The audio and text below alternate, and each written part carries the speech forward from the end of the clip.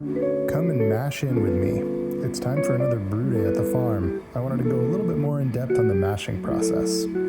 First, we're going to have to come over here and fire up our mill and auger.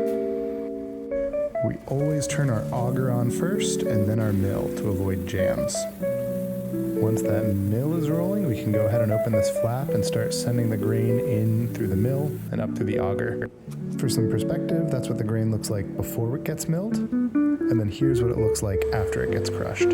Our malt travels through the auger and into this grist case. When it's time to mash in, it'll be gravity fed into this water blender here. Here we are adding some hot water to the mash tun. It's getting nice and steamy, and you can start to see that the water level is above the false bottom in this. We're going to start to open up that water blender. We can blend our malt in our hot water so we can start that extraction process. Steeping the malt in water with all of that heat will break down the starches that we've exposed by crushing the grain and convert that into sugar. The sugar is what we then ferment to make beer alcoholic.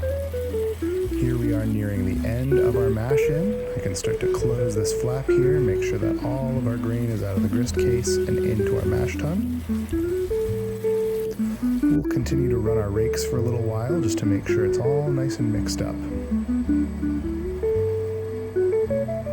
Now we're ready for our mash rest. We'll go ahead and let it rest. Once the mash is over, we grain out. All of this mash gets reused. We send it to a farmer who feeds it to our livestock. It's perfectly safe to eat though. Some people use it to make bread. Here I am gonna take a little bite of it. Not too bad.